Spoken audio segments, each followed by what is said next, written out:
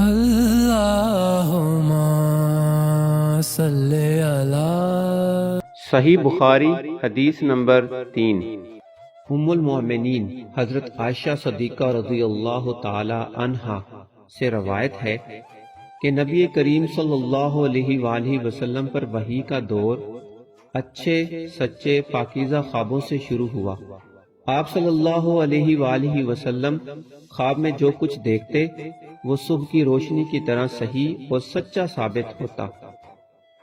پھر من جانب قدرت آپ صلی اللہ علیہ وآلہ وسلم تنہائی پسند ہو گئے اور آپ صلی اللہ علیہ وآلہ وسلم نے غار حرا میں خلوت نشینی اختیار فرمائی اور کئی دن اور رات وہاں مسلسل عبادت اور یاد الہی میں مشغول رہتے۔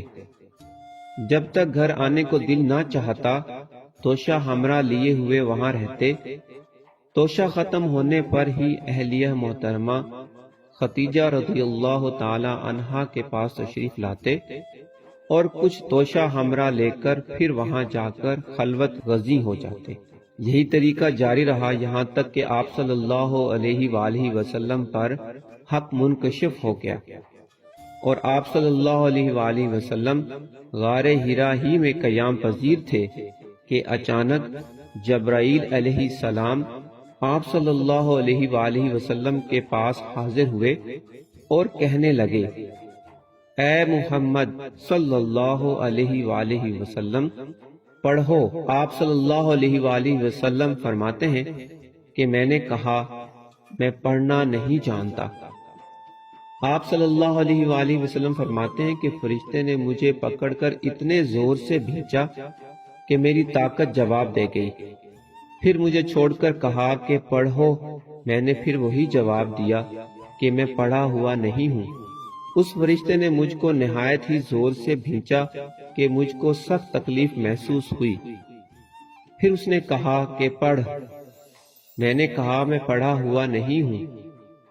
فرشتے نے تیسری بار مجھ کو پکڑا اور تیسری مرتبہ پھر مجھ کو بھینچا، پھر مجھے چھوڑ دیا اور کہنے لگا کہ پڑھو اپنے رب کے نام سے جس نے پیدا کیا اور انسان کو خون کی پھٹکی سے بنایا۔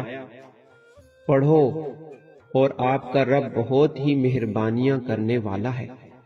بس یہی آیتیں آپ صلی اللہ علیہ وآلہ وسلم جبرائیل علیہ السلام سے سن کر اس حال میں غار حرا سے واپس ہوئے کہ آپ صلی اللہ علیہ وآلہ وسلم کا دل اس انوکھے واقعے سے کانپ رہا تھا۔ آپ صلی اللہ علیہ وآلہ وسلم حضرت خدیجہ رضی اللہ تعالی عنہا کے پاس تشریف لائے اور فرمایا کہ مجھے کمبل اڑھا دو، مجھے کمبل اڑھا دو۔ لوگوں نے آپ صلی اللہ علیہ وآلہ وسلم کو کمبل اڑھا دیا۔ جب آپ صلی اللہ علیہ وآلہ وسلم کا ڈر جاتا رہا تو آپ صلی اللہ علیہ وآلہ وسلم نے اپنی زوجہ محترمہ حضرت خدیجہ رضی اللہ تعالی عنہا کو تفصیل کے ساتھ یہ واقعہ سنایا اور فرمانے لگے کہ مجھ کو اپنی جان کا خوف ہو گیا ہے۔ آپ صلی اللہ علیہ وآلہ وسلم کی اہلیہ محترمہ حضرت خدیجہ رضی اللہ تعالی عنہا نے آپ صلی اللہ علیہ وآلہ وسلم کی ڈھارس بندھائی اور کہا، اللہ کی قسم آپ کو اللہ کبھی رسوا نہیں کرے گا۔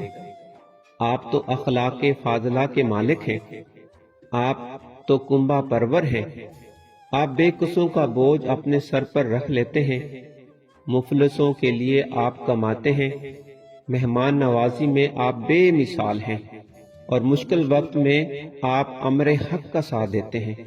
پھر مزید تسلی کے لیے خدیجہ رضی اللہ تعالی عنہا آپ صلی اللہ علیہ وآلہ وسلم کو ورقہ بن نوفل کے پاس لے گئیں جو ان کے چچا زاد بھائی تھے اور زمانہ جہلیت میں نصرانی مذہب اختیار کر چکے تھے اور عبرانی زبان کے کاتب تھے، چنانچہ انجیل کو بھی حسب منشا خداوندی عبرانی زبان میں لکھا کرتے تھے۔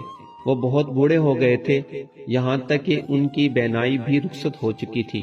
خدیجہ رضی اللہ تعالی عنہا نے ان کے سامنے آپ صلی اللہ علیہ وآلہ وسلم کے حالات بیان کیے اور کہا کہ اے چچا زاد بھائی، اپنے بھتیجے محمد صلی اللہ علیہ وآلہ وسلم کی زبانی ذرا ان کی کیفیت سن لیجئے۔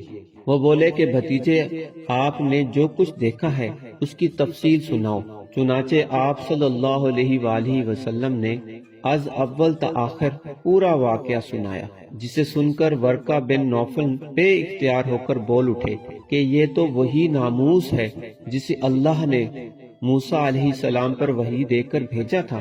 کاش میں آپ کے اس عہد نبوت کے شروع ہونے پر جوان عمر ہوتا، کاش میں اس وقت تک زندہ رہتا جب کہ آپ کی قوم آپ کو اس شہر سے نکال دے گی۔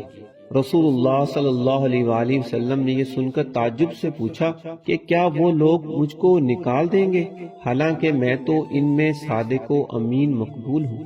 ورقہ بن نوفل بولا، ہاں یہ سب کچھ سچ ہے، مگر جو شخص بھی آپ کی طرح امر حق لے کر آیا لوگ اس کے دشمن ہی ہو گئے۔ اگر مجھے آپ کی نبوت کا وہ زمانہ مل جائے تو میں آپ کی پوری مدد کروں گا، مگر ورقہ بن نوفل کچھ دنوں کے بعد انتقال کر گئے، پھر کچھ عرصہ تک وحی کی آمد موقوف رہی۔ صحیح بخاری حدیث نمبر 3۔